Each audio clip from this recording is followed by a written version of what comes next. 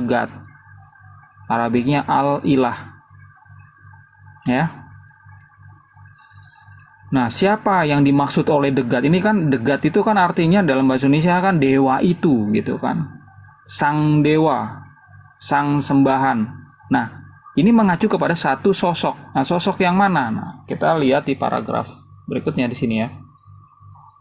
Historical evidence indicates that Allah was the name of an ancient Arabian high god in a pantheon of other gods and goddesses like those found in other ancient Middle Eastern cultures. Jadi ya, kalau Allah itu adalah nama dewa kuno, nama dewa tinggi kuno Arab di antara berbagai dewa, dewi. Assalamualaikum warahmatullahi wabarakatuh. Ikhwah, berjumpa lagi dengan saya Uniriva MOW, Muslim One Way Reaction Channel. Kali ini Uniriva akan mereaction satu bukan channel dari YouTube juga sih, tetapi ini adalah rekaman dari hasil penelusuran Uniriva tentang ya beberapa polemik yang dibawa oleh para polemikus dari kekristenan, dan kali ini datang dari Sam Aldo. Biasanya Sam Aldo ini adalah salah satu teman diskusi yang cukup asik untuk diajak diskusi karena saya mendapatkan wawasan-wawasan dari dia. Cuman kembali lagi teman-teman, terkait tentang iman ini, tidak akan bisa orang itu betul-betul menjadi objektif sama sekali, walaupun Sam Aldo adalah orang yang sangat banyak sekali bertentangan dengan pendapatnya dengan teman-teman Kristen lain. Tapi yang namanya keyakinan ini teman-teman, dogma atau doktrin ini tentu saja menuntut seseorang untuk tidak akan mungkin bersifat objektif 100%, siapapun itu orangnya. Dan kali ini saya ingin menanggapi satu rekaman video yang saya temukan di ranah TokTok ya, dan saya akan menanggapi apa yang disampaikan oleh Sam Aldo. Tapi saya perdengarkan saja dulu, tidak usah ditampilkan videonya ya. Kita perdengarkan saja dulu. Sabar, suaranya saja. Nanti kalau ingin melihat tampilan videonya, nanti teman-teman bisa melihat di saat-saat inilah, terserah nanti kapan. God. Arabiknya al-ilah. Ya. Nah, siapa yang dimaksud oleh the God? Ini kan the God itu kan artinya dalam bahasa Indonesia kan dewa itu gitu kan. Sang dewa, sang sembahan. Nah, ini mengacu kepada satu sosok. Nah, sosok yang mana? Nah, kita lihat di paragraf berikutnya di sini ya. Historical evidence indicates that Allah was the name of an ancient Arabian high god in a pantheon of other gods and goddesses like those found in other ancient Middle Eastern cultures. Jadi ya, kalau Allah itu adalah nama dewa kuno, nama dewa tinggi kuno Arab di antara berbagai dewa, dewi yang disembah di sana. Tuh, ya.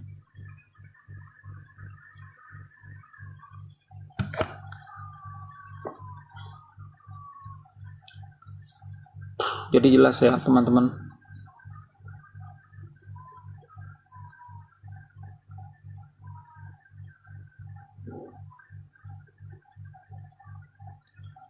Jadi kalau kita lihat dari sejarah, ya, Tuhan yang disembah oleh umat Islam itu berbeda dengan Tuhan yang disembah oleh Yahudi dan Kristen.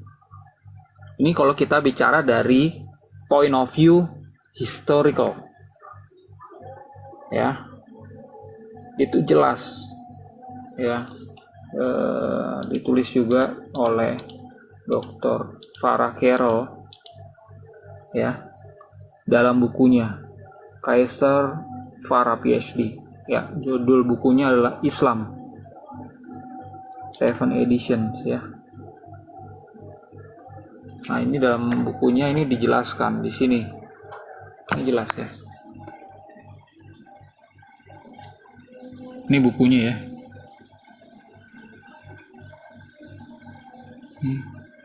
Kaiser Farah PhD. Jadi dia menjelaskan ya asal usul Islam, asal usul Allah di sini dijelaskan ya. There is no reason therefore to accept the idea that Allah passed to Muslim from Christian and Jews.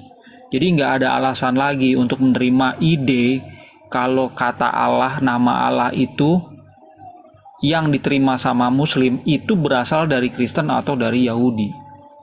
Tuh ya. Karena ini adalah genuine, betul-betul berasal dari Arab nih Allah ini.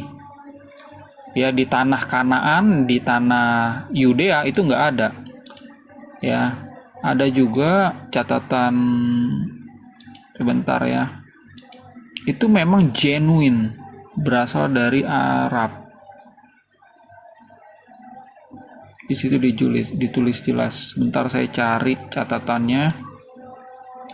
Ini ada banyak sejarawan soalnya yang mencatat nama Dewa Allah ini ya.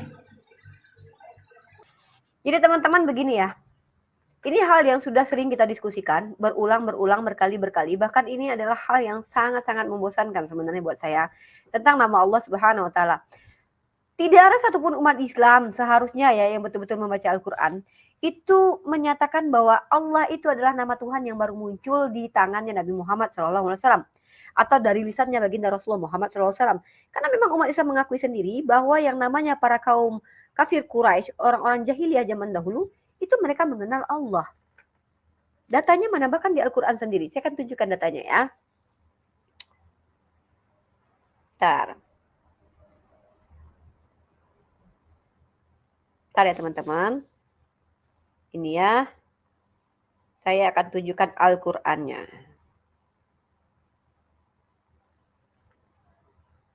Ini dia. Ya, oke.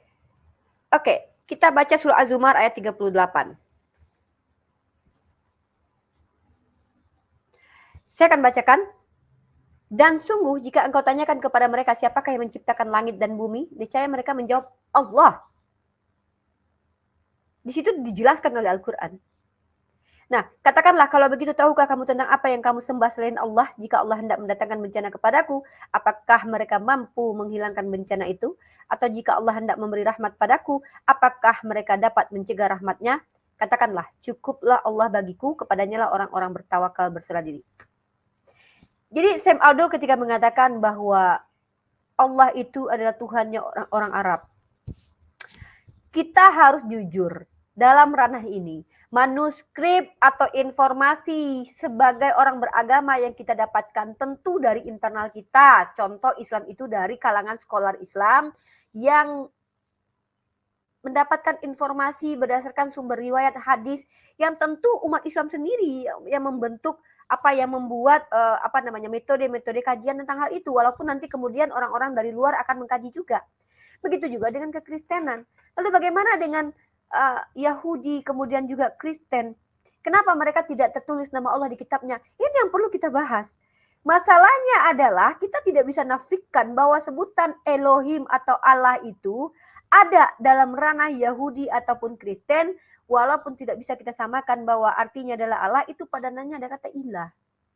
Allah sepadan dengan kata ilah, Elohim dengan ilahi atau ya kurang lebih Tuhan kami Elohenu, ilahuna, kurang lebih seperti itu. Jadi mohon maaf ya, saya tidak sedang membahas konstruksi bahasa karena saya belum fasih tentang hal itu, saya tidak berhak untuk menyampaikannya. Tetapi kita bukan masalahnya ke situ. Kita bicara tentang bagaimana secara akademis diterima baik di kamus manapun, kamus Al-Munjid, kamus Oxford, bahwa Allah adalah ismul zat, nama sesuatu yang ada, entitas yang ada.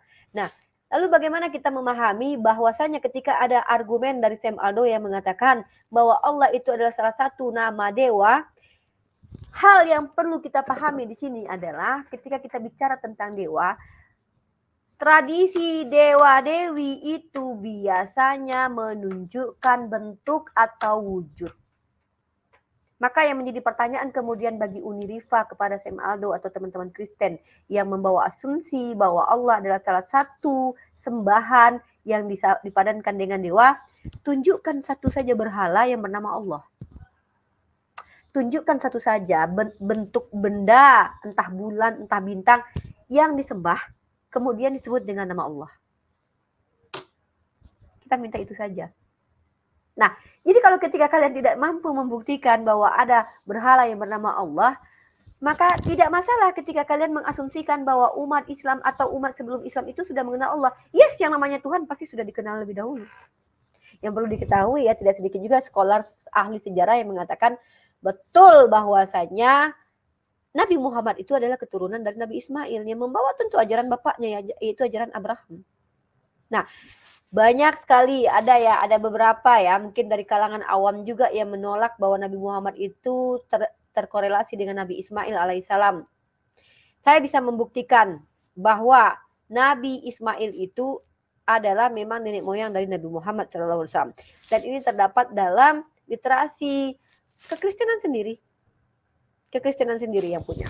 Bukan itu yang poin yang ingin saya bahas kali ini adalah bahwa nama Tuhan di dalam perspektif Islam itu tidak pernah mengatakan bahwa Allah adalah nama Tuhan yang baru datang di tangan Nabi Muhammad. Tetapi memang sudah dikenal oleh orang-orang penyembah dewa lain juga pada waktu itu. Karena orang-orang jahil di zaman Amr bin Uai itu mereka adalah orang-orang yang mengikuti mila Abraham, mengikuti mila Ismail. Kenapa itu dikatakan kenapa orang-orang Arab itu mengikuti tradisi bersunat.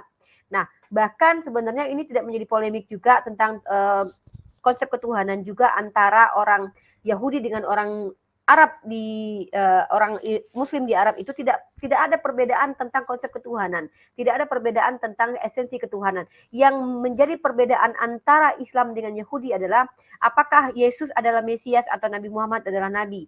Itu yang paling banyak diperdebatkan atau itu yang paling berbeda antara orang-orang Yahudi dengan orang-orang Islam. Bahkan orang Yahudi ini memang mereka menolak orang-orang di luar bangsa mereka sendiri. Maka ada istilah goyim.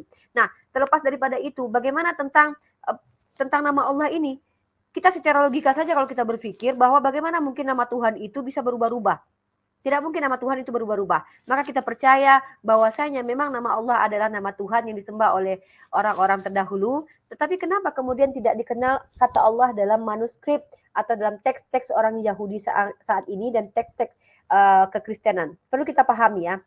Mari kita belajar sejarah bagaimana munculnya teks-teks orang Yahudi. Orang Yahudi sendiri, kitab Tanakh atau teks Mesorah itu dipercayai hadir, direkonstruksi ulang, hadir pada abad setelah Masehi, kurang lebih sekitar entah 9, entah 8, entah 5, bahkan jauh setelah kehadiran Yesus, ya.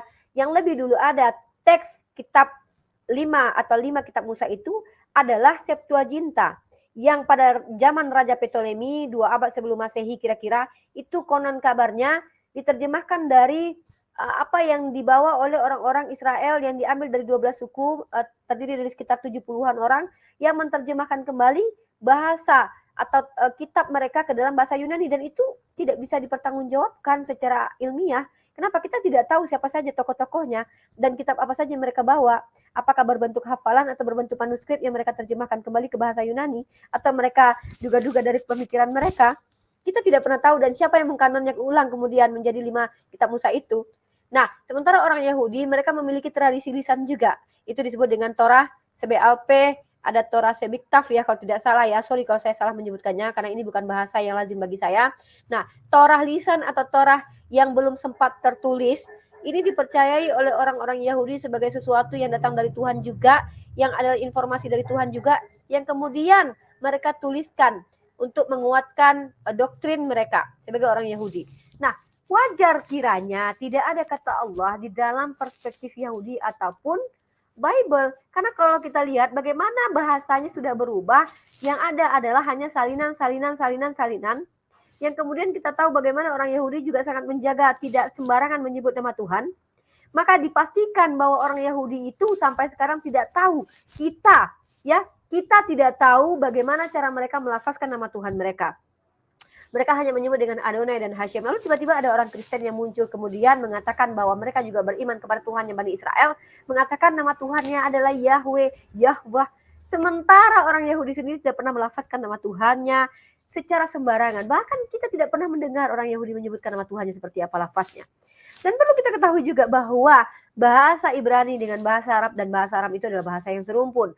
Banyak istilah-istilah yang sama kosakatanya, maknanya sama. Seperti Al-Jibor itu sama dengan kurang lebih seperti Al-Jabbar. Al-Qodes, Al-Qodes, Qodes, Kudus, sama. Al-Malak, Al-Malik.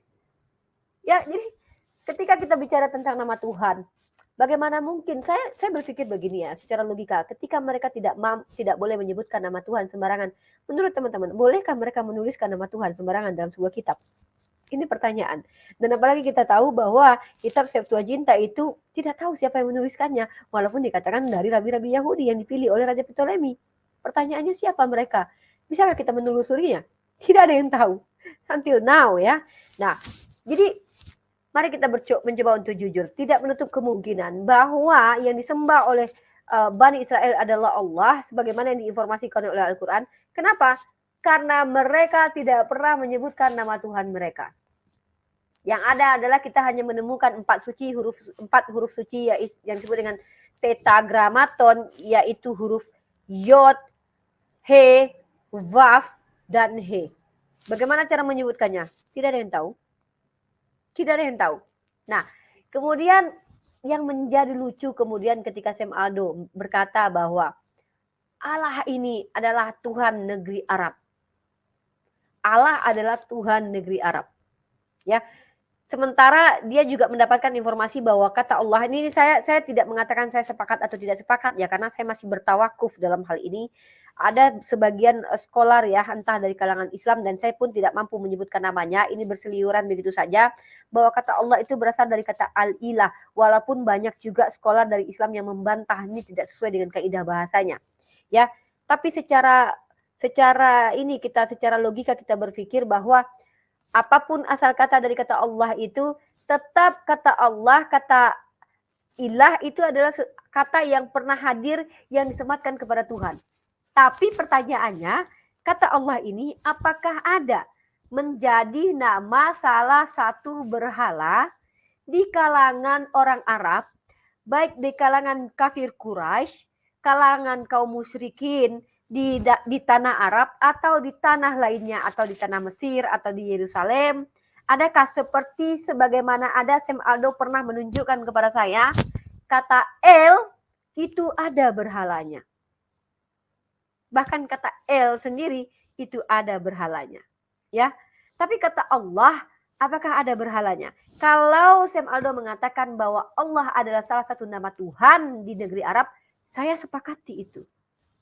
Itu adalah bukti bahwa Allah itu adalah Tuhan sebelum hadirnya Nabi Muhammad, di mana orang-orang Arab mengikuti milah Abraham atau ajaran Nabi Ismail alaihi salam.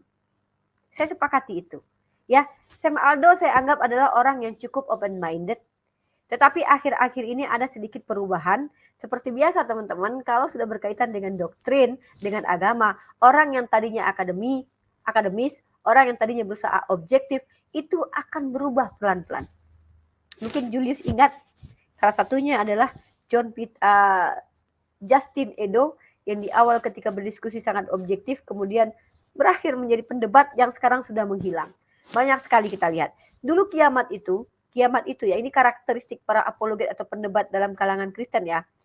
Dulu para pendebat itu seperti kiamat itu di awal itu masuk dengan cara sok-sok santun, sok-sok baik, mengatakan kami adalah ajaran kasih, tidak seperti itu. Tapi teman-teman lihat, akhirnya dia bermetamorfosa menjadi penghujat. Nah, begitu juga dengan Sam Aldo ya, kita tidak bisa menutup mata bahwa suatu saat dia akan berubah menjadi ya seorang asumsitor juga ya, asumsiter juga suatu saat. Karena memang sudah saya lihat akhir-akhir ini konten-konten dia sudah mulai sedikit-sedikit ya mungkin dengan cara-cara yang cukup halus dia menyerang Islam juga gitu. Tapi kembali lagi, apapun yang dia bawa dari sepenggal VT yang saya rekam itu tidak menafikan bahwa Allah adalah Tuhan yang mana tidak memiliki berhala sama sekali. Kalau memang Sam Aldo bisa menemukan bahwa ada berhala yang bernama Tuhan di kalangan bangsa Arab, kita tunggu itu sebagai kaidah keilmuan. Kita diskusikan itu. Nah, sementara tidak ada satupun berhala di tanah Arab yang bernama Allah. Maka Allah adalah Tuhan, entitas tertinggi yang tidak terdeskripsikan oleh siapapun juga, yang tidak pernah disematkan kepada makhluk dan tidak pernah disematkan kepada berhala. Tetapi ketika ada dalil di Al-Quran, akan diverifikasi bahwa ada tuduhan terhadap Allah yang mengatakan bahwa Allah itu punya putri, ya, yang disebut dengan yaitu dia Lata, Uzza dan Mana itu. Tapi itu adalah tuduhan para kaum kafir Quraisy pada masanya ya, dan itu dibantah oleh kehadiran baginda Rasulullah Muhammad SAW ya. Dan begitu juga ketika saya mempertanyakan kepada Sam Aldo, saya ingin bertanya kepada Sam Aldo satu hal saja. Sebenarnya saya ingin masuk ini karena diskusi, tapi sulit sekali sekarang menjangkau Sam Aldo karena tidak sembarangan orang dia naikkan di dalam komal dia. Kalau kita sepakati bahwa nama Tuhan itu, apakah nama Tuhan itu bisa berubah sesuai dengan zamannya?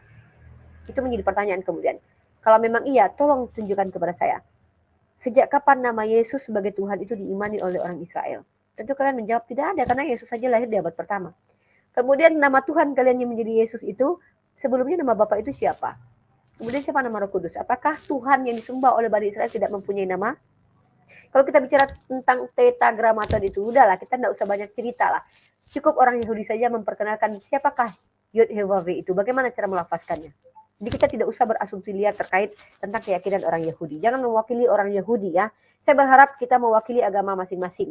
Saya juga tidak mau berasumsi liar tentang orang-orang Yahudi. Saya tidak memaksakan juga bahwa mereka menyembah kepada Allah. Ya, karena saya sangat percaya sekali namanya orang Yahudi juga ada sekte-sekte sesatnya.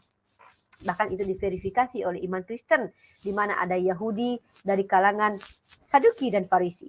Mereka adalah orang-orang yang juga tidak sama ajarannya dengan Nabi Musa, bahkan diperbaiki oleh Yesus sendiri.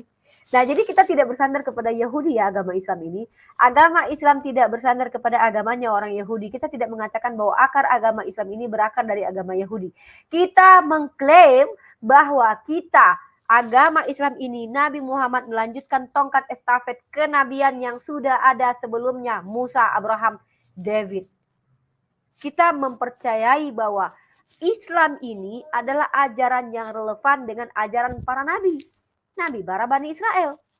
Kalau ingin membantahnya, silakan tunjukkan kepada kami bahwa ajaran Islam ini tidak relevan dengan ajaran para nabi. Ajaran Musa, ajaran Abraham, ajaran Isa. Jangan ajaran orang Yahudi. Sebentar, Jo.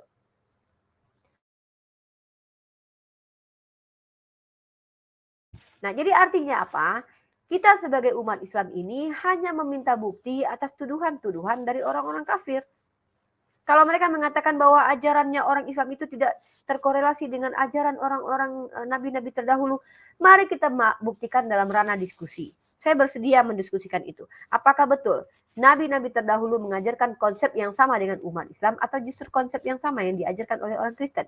Apakah esensi Tuhan yang diajarkan oleh orang nabi-nabi Bani Israel dahulu sama dengan esensi Tuhan yang disembah oleh umat Islam atau justru sama dengan esensi Tuhan yang disembah oleh orang Kristen? Kenapa kita tidak buktikan di ranah diskusi? Ya, kurang lebih seperti itu.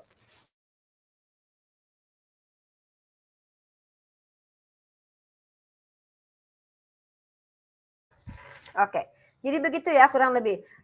Teman-teman ya yang ada di live chat, saya ingin meminta teman-teman untuk untuk terbiasa menghadapi awalnya Sam Aldo adalah seorang pendiskusi yang cukup akademis, cukup netral kalau boleh kita lihat ya, bahkan beliau sendiri berani menantang doktrin mayoritas kekristenan. Tetapi kembali lagi teman-teman, yang namanya doktrin, mereka harus mempertahankan egonya tentang apa yang mereka yakini. Tentu mereka akan suatu saat melakukan perlawanan. Dan mungkin teman-teman sekarang sudah mulai melihat bagaimana Sam Aldo sudah intens membahas dan membantah dari sisi Islam ya. Dan teman-teman persiapkan saja diri dengan cara apa? Mengasah pedang ilmu kita dengan cara belajar. Ya, saya sudah pernah bertanya kepada Sam Aldo sendiri. Sam Aldo, kalau saya tidak salah dalam ranah diskusi, bisakah Sam Aldo menunjukkan kepada saya berhala yang bernama Allah? Dan Sam Aldo tidak dapat membuktikannya. Dan itu yang kita tuntut dari orang-orang yang berpolemik tentang nama Allah. Silakan tunjukkan berhala yang bernama Allah, maka kita akan menemukan bahwa betul Nabi Muhammad mengikuti ajaran-ajaran penyembah pagan. Tapi kalau dikatakan bahwa Allah adalah nama salah satu Tuhan, bahkan Tuhan tertinggi, ya kita akui bahwa orang Bani Quraisy, orang Arab terdahulu, memang sebenarnya menyembah kepada Allah, kemudian terdistorsi oleh kedatangan Amr bin Lu'ay dengan terjadinya penyembahan terhadap berhala-berhala, yang dimana Amr bin Lu'ay mengizinkan orang-orang pada waktu itu meletakkan berhala di Ka'bah. Ya, jadi mereka hanya melakukan kesyirikan. Mereka mengenal siapa Allah, mereka menyembah kepada Allah, tapi mereka melakukan kesyirikan. Mungkin kurang lebih seperti itu saja yang bisa saya sampaikan, Julius. Oke, tapi ini ya, saya mau nambahin masalah kalau kita bicara bersiaplah menghadapi teman-teman sebelah yang mungkin di awal kita kenal, oh orangnya enak, masih bisa secara objektif, tapi lama-lama berubah. Dan itu memang pasti terjadi. Kalau menurut Bang Zuma ya, ini Bang Zuma yang ngomong nih, bukan saya ya. Kalau Bang Zuma bilang, memang pada dasarnya mereka ular beludak deh. Pada dasarnya mereka serigala. Selama ini nyamar. Selama ini kalau baik itu nyamar. Sebenarnya mereka punya misi. Dan saya ambil contoh. salah satu ular beludak ya, yang mungkin teman-teman masih ingat sekali, yaitu Pak Wahyu Ilahi. Pak Wahyu Ilahi itu luar biasa di awal-awal. Di awal dia diskusi, bahkan bisa dibilang salah satu member tetap di diskusi channel HMC. Setiap hari Pak Wahyu datang, dan orangnya santai. Kalau ada yang kasar pun, biasa dia nggak akan membalas. Biasanya dia menampilkan dirinya tuh sebagai seorang bapak yang bijaksana gitu kan. Dan ternyata ada maksudnya teman-teman. Apa maksudnya? Jadi saya membuat satu grup di mana kita itu isi grupnya adalah membantu saudara-saudara kita yang kekurangan tanpa melihat agamanya. Jadi kita ada buat grup untuk membantu saudara-saudara kita yang kekurangan. Di situ Pak Wahyu juga masuk. Jadi memang saya mengajak ya seluruh teman-teman untuk join dalam program tersebut tanpa melihat agamanya. Sekali lagi ya, karena yang kita bantu juga bukan Islam, dan kita bantuin pun, ya misalnya yang dibantu tuh orang Kristen, kita nggak pernah sambil mengislamkan dia atau memaksakan dia berdoa secara Islam, enggak. Ya, jadi kita bantu dengan niat tulus membantu, dan orang-orang yang ada di dalam itu dari segala jenis agama. Jadi ada Pak Wahyu, dan juga ada lagi satu teman, namanya Willy. Willy ini adalah sarjana teologi juga. Jadi yang agak lucu adalah Pak Wahyu. Pak Wahyu ternyata masuk ke dalam grup tersebut dengan niatan apa? Menginjili orang-orang Islam yang ada di dalam. Terbukti kapan? Terbukti rupanya dia sering japrian dengan member-member yang ada di grup tersebut. Dia sering japrian, ngajak diskusi, bahkan menelepon teman-teman yang ada di grup tersebut. Mulailah terdengar kepada saya gitu kan, teman-teman Muslim nggak enak gitu. Pak Wahyu ini enak memang ngomongnya gitu. Awalnya ngomongnya ramah, tapi sambil diskusi selalu dimasukkan pesan-pesan sponsor, yaitu tentang kekristenan. Contoh, ada salah satu anggota yang sedang sakit. Dia tulis di grup sakit. Tiba-tiba Pak Wahyu langsung WhatsApp dia. Lagi sakit ya nama perempuan ini kan, disebut. Karena satu kota dengan Pak Wahyu tinggal, Pak Wahyu ngebet, ingin datangi rumah dia untuk mendoakan. Alasannya untuk mendoakan. Si teman menolak. Pak Wahyu telepon, ya sudah, saya doakan kamu lewat telepon, biar kamu tahu bahwa kuasa Yesus itu luar biasa, bla bla bla. Jadi dia sibuk promosikan agamanya terus. Jadi tujuan dia masuk ke dalam grup adalah ingin mempromosikan agamanya. Begitu mulai ketahuan, kita sindir dia. Ya, saya sindir dia karena nggak mungkin kita marahin kan. Ya kita cuma bisa bilang, Pak, jangan gitu lagi lah. Orang juga reseh kamu doain secara Kristen. Kan orangnya sudah menolak, kenapa dipaksain gitu. Ya kita tegur dia, dan dari situ mulailah berubah Pak Wahyu. Mulailah dia menampakkan wajah aslinya saat diskusi di YouTube. Mulailah beradu argumen dengan Pak Cihen Banca ya. Terakhir malah jadi lomba maki-makian. Dan sejak itu dia nggak muncul lagi, karena sudah ketahuan bahwa niatnya memang ingin menginjili. Jadi dia join, ya itu untuk menginjili. Kita pikir pertama-tama luar biasa ini orang, mau membantu orang lain. Bahkan kalau tidak salah, dulu kita ada salah satu yang dibantu ya, itu Pak Wahyu yang belikan di handphone.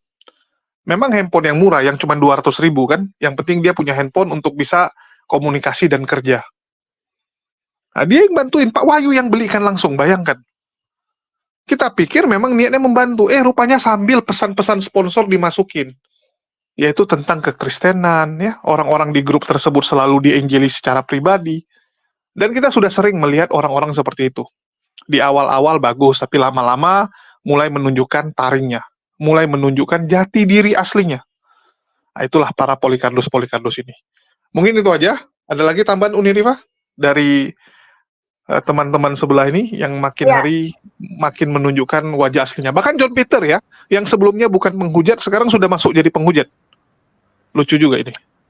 Ya, jadi saya katakan kepada teman-teman skolar Kristen, saya butuh skolar sebenarnya, bukan butuh penghujat, tapi saya tidak menemukan. Tadi saya pikir Sam Aldo termasuk ke dalam ranah skolar ya, karena pencari ilmu atau pemberi ilmu gitu. Tetapi saya lihat akhir-akhir ini arah-arahnya bagus sih sebenarnya. Dia menggalakkan untuk tidak menggunakan kata Allah sebagai Tuhannya orang-orang Kristen ya.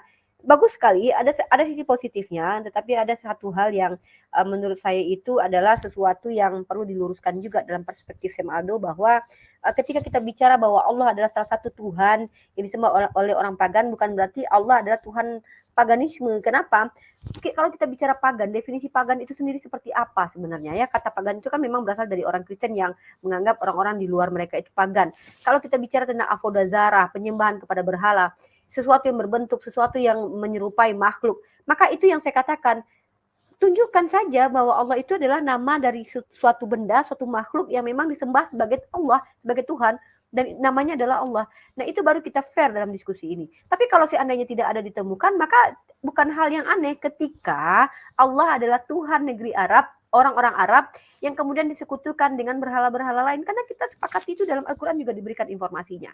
Bagi saya ini bukan hal yang besar yang perlu kan. Cuman kalau seandainya cara penyampaian Sam Aldo yang ala-ala akademi ini masuk ke dalam pemikiran umat Islam, lalu mereka salah dalam memahami ini, terjadi logical fallacy bahwa ketika nama Allah sudah dikenal sebagai salah satu nama Tuhan, maka artinya Allah ada sama dengan Tuhan-Tuhan lain. Itu sangat berbeda sekali. Ya, berbeda sekali, tidak sama seperti itu. Justru ini memverifikasi bahwa nama Tuhan itu tidak mungkin berubah sejak semula. Nah, jadi kalau mau bersandar kepada literasinya orang-orang Yahudi, maka kita tunjukkan dulu orang Yahudi itu nama Tuhannya dipanggil seperti apa sih? Lafaznya yang kita butuh. Kalau tulisannya Tetragrammaton ini tidak ada satupun yang mampu mengidentifikasi bahwa sebutannya ada yang mengatakan Yahweh, ada yang mengatakan Yahweh, tapi itu adalah dari perspektif Kristen, bukan perspektif Yahudi. Jadi kita tidak bisa mengambil apa yang diasumsikan oleh orang Kristen lalu kita benarkan sebagai apa yang diimani oleh orang Yahudi. Maka saya butuh orang Yahudi untuk mengklarifikasi nama Tuhan mereka sebenarnya siapa sih? Itu yang kita butuhkan. Mereka memanggil dengan Hashem, dengan Adonai, karena mereka tidak boleh menyebut nama Tuhan sembarangan. Tapi kemudian ada orang Kristen yang mempertentangkan bahwa nama Tuhan orang Yahudi itu bukanlah Allah. Ya, kita akui di dalam manuskrip tidak ada nama kata Allah. Bagaimana mau dikatakan ada nama Allah di dalam manuskrip mereka? Bahkan dalam Septuaginta itu padanan untuk Yod Vav adalah Theos. Theos. Lalu apa kita mau merujuk kepada Septuaginta yang diterjemahkan oleh orang yang entah siapa, yang diakui sebagai scholar dari kalangan Yahudi, yang dikumpulkan oleh Raja Ptolemy di abad kedua sebelum Masehi, maka dikatakan bahwa mereka lah yang punya otoritas, tapi mereka siapa? Kita juga nggak tahu. Ya. Yup. Kita nggak punya 72 pendekar itu. 72 pendekar yang kita tidak tahu namanya, salah satu saja namanya kita tidak tahu sampai sekarang ini. Itu dijadikan rujukan oleh orang-orang Kristen. Kitabnya disebut dengan Septuaginta. Yang itu pun sebenarnya punyanya orang Yahudi, bukan punya orang Kristen. Tapi tidak diterima. Septuaginta tidak diterima oleh orang Yahudi, makanya mereka punya rujukan teks Mesora. Coba lihat dalam kitab Yesaya, dalam kitab karena dianggap sudah diubah-ubah oleh bapak-bapak gereja, itu diubah. Ada beberapa terjemahannya beda, tapi itu nantilah lain hal ya. Karena kalau dijelasin panjang. Artinya gini aja Jul ya, kita butuh pembuktian. Jadi kalau umat Islam itu ketika berpolemik terhadap agama Kristen, mereka tunjukkan kasus. Saya contohnya, saya tunjukkan kasus. Kenapa surat 1 Yohanes pasal ke-5 ayat 7 kalian imani sebagai firman Tuhan, sementara sekolah kalian mengatakan itu adalah ayat tambahan. Itu kasusnya. Dan kasusnya bukan datang dari kita, tapi datang dari mereka sendiri. Dan kita bertanya, logikanya kalau memang kalian percaya bahwa Tuhan kalian mengilhamkan para penulis Bible dan mustahil ilham Tuhan itu salah, kenapa ada ayat tambahan? Kenapa ada ayat palsu? Nah, kalau mereka berpolemik terhadap nama Tuhan, polemiknya tidak ada. Nama Allah sebagai Tuhan itu sudah dikenal sebelum Nabi Muhammad lahir, itu benar. Polemiknya apa? Oh, kalau mereka mengatakan bahwa nama Allah adalah salah satu nama berhala, tunjukkan berhalanya yang mana. Jadi kita dari dulu tuh sibuk nungguin bukti dari tuduhan mereka. Dan kaum mana yang menyembah berhala tersebut? Pasti kan ada kaumnya ya. Kayak contoh Zeus. Zeus jelas yang menyembah tuh orang Yunani, Jupiter ya. Jupiter yang menyembah orang Romawi. Terus Dewa Mitra jelas disembah oleh orang Mesir. Ya, ini mana gitu? Ya, kita tunggu. Jadi kita tunggu selama ini. Aku Jul bertahun-tahun menunggu pembuktian dari polemik, bahkan ranah kritik teks yang kita diskusikan beberapa kali, beberapa part dengan Citos atau Cita atau Jack Cita, itu polemiknya enggak ada. Polemik dari Arthur Jeffrey sendiri itu tidak punya sanad, tidak punya daftar pustaka. Ini kan bentuk sakit hati aja ya, bentuk sakit hati karena sekali orang-orang yang berhasil membuktikan ya bahwa nama ya Yesus itu diambil dari apa, tanggal 25 Desember itu dari apa, dan juga Yes. kenapa banyak kemiripan antara kekristenan dengan pagan, dan itu bisa dibuktikan dan ada barangnya gitu ya. Iya. Dewa Betul. Horus itu ada, ya, Dewa Yes. Mitra yang bangkit itu juga Kesamaan. ada barangnya semua. Bagaimana dengan tuduhan bahwa Allah itu adalah sesembahan pagan? Mana? Kalau pagan itu biasa identik dengan patung, ya, adalah Ya, dia punya barang, reliknya ada ya. peninggalannya. Ini udah yang nyembahnya suku manapun nggak ada, peninggalannya nggak ada, ya. Kapan Yes. disembah juga nggak ada. Mana ini? Aneh sekali gitu. Kalau tuduhan itu minimal dibuat kayak barangnya ya, walaupun mungkin dipalsukan sama mereka, minimal dibuat dulu. Oh, ini ada batunya. Nah, inilah yang disebut dulu Allah sama orang-orang suku ini, gitu kan. Oh, sukunya sudah tidak ada lagi atau apa gitu. Bisalah kalian buat-buat gitu. Ini enggak. Cuman ngomong tanpa ada pembuktian satu pun yang mendekati. Mendekati satu pun enggak. Ya. Beda dengan orang-orang yang saya menjelaskan kenapa angka 3 ini sering sekali dipakai ya.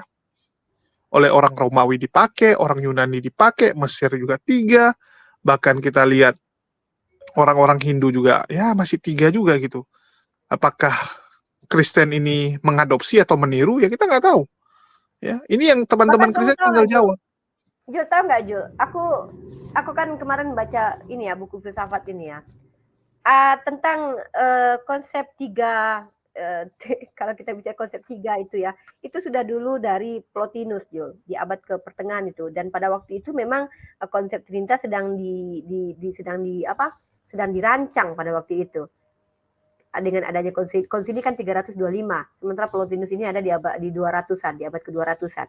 Dan ini ada, Jul, catatan-catatan bahwa mereka ini, orang-orang Kristen ini, agama Kristen itu adalah agama yang terpapar filosofi dari penyembah-penyembah pagan. Iya, itu bukan kita yang Atau nulis ya. Sekali ya, lagi, bukan nanti kita yang jangan nulis, dituduh, bukan, kita yang bilang.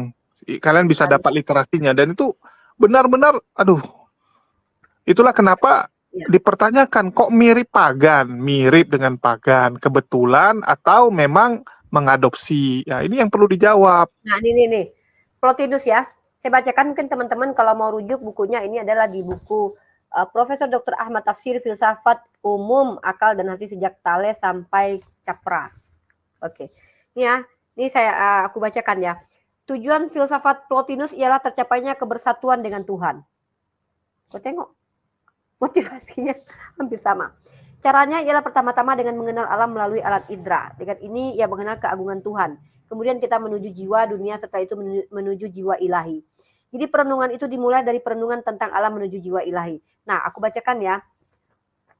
Sebelum filsafat kuno mengakhiri zamannya, seorang filosof membangun sebuah sistem yang disebut Neoplato. Jelas ia adalah salah seorang metafisikawan yang besar. Ini namanya Plotinus. Nah, dan Plotinus ini sendiri membahas tentang ini nih. Mana ya? Aduh. Nah, ini aku bacakan di sini nih. Pengikut Plotinus yang lain yaitu Lambricus yang meninggal pada tahun 330 yang menekankan hal-hal supranatural. Menurut pendapatnya manusia tidak mungkin memahami Tuhan dan ajaran Tuhan. Pengikut lain ialah Proclus. Menurut pendapatnya manusia tidak akan selamat tanpa iman.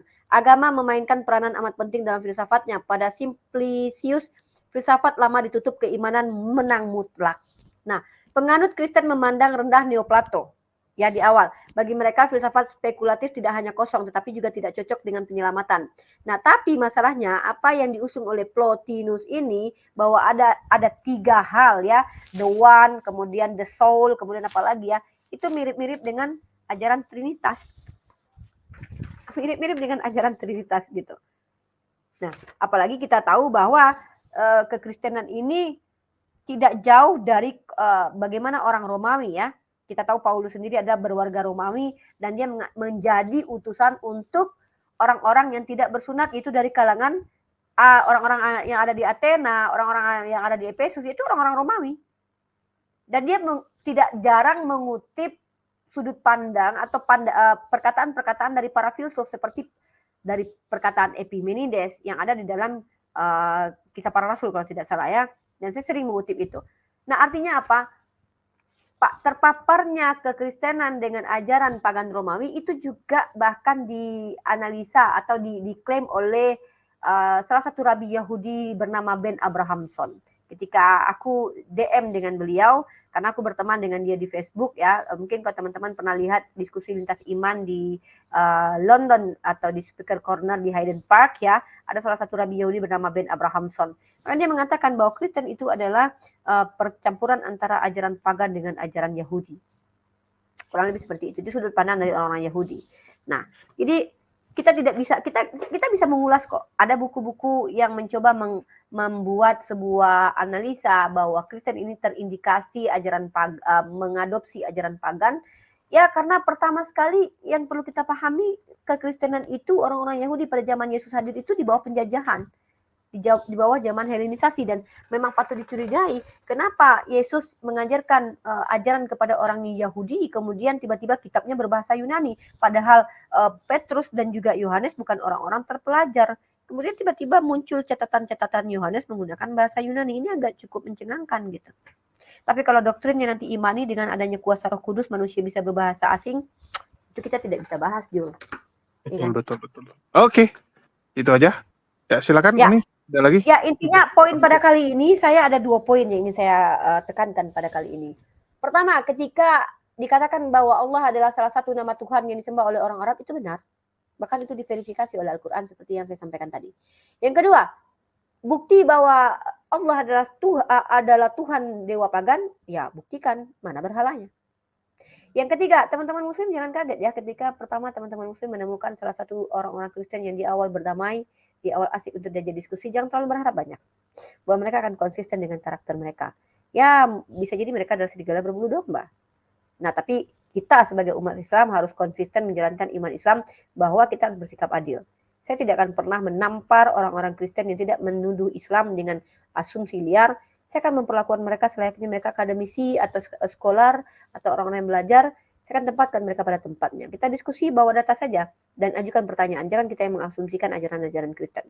Karena ini masuk dalam ranah delik umum ya. Kita tidak mau juga berakhir di penjara karena hanya membela iman. Kita tetap mengupayakan supaya kita sehat di luar agar kita bisa mencari ilmu lagi dan memberikannya kepada publik. Walaupun kita tahu bagaimana kedudukan para ulama terdahulu, mereka selalu bertentangan dengan pemerintah, bahkan tidak jarang dari mereka yang dipenjara. Ya, ingat kembali lagi, nama itu kita, motivasi kita turun ke dunia seperti ini untuk apa? Apakah kita ingin mencari aman di dunia saja atau justru ingin dua-duanya, dunia dan akhirat? Tentu saya ingin egois. Saya menginginkan dunia dan akhirat. Walaupun nanti Allah katakan, oh ya saya hanya mendapatkan akhirat saja, tapi dunia nanti akan, ya itu adalah hak Allah menetapkan apapun terhadap diri saya. Tapi saya meminta kepada Allah untuk damai di dunia, selamat di akhirat. Mungkin seperti itu. Jadi mari kita mencoba untuk diskusi dengan cara yang betul-betul sesuai dengan apa yang diizinkan oleh negara kita. Tapi kembali lagi, kita adalah umat yang reaktif. Saya ini memberikan reaksi terhadap aksi. Tapi ketika kalian tidak membuat sebuah aksi, mustahil saya juga mereaksi. Argumen kosong kalian tidak akan saya tanggapi ketika tidak ada kaitannya dengan agama Islam. Silahkan kalian sebarkan Yesus di pasar-pasar adalah Tuhan dan Juru Selamat. Paling kalau kalian bertemu dengan saya dan berdiskusi hatu-hatu dengan saya akan mereaksi atau menanggapi argumen dari lawan saya. Itu saja metode saya. Mungkin kurang lebih seperti itu.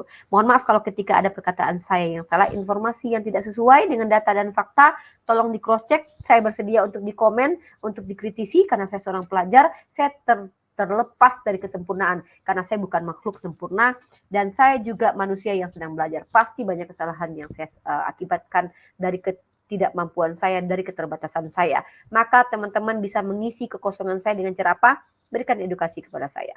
Yang saya butuh edukasi, datanya yang saya butuh. Bukan asumsi liar atau pendapat-pendapat pribadi. Karena mungkin saya dengarkan tapi tidak bisa saya jadikan patokan ya. Karena saya butuh data. Kalau kalian bilang saya salah, saya butuh komparasinya dengan data. Mungkin seperti itu. Wabillahi taufiq wal hidayah. Assalamualaikum warahmatullahi wabarakatuh. Jangan lupa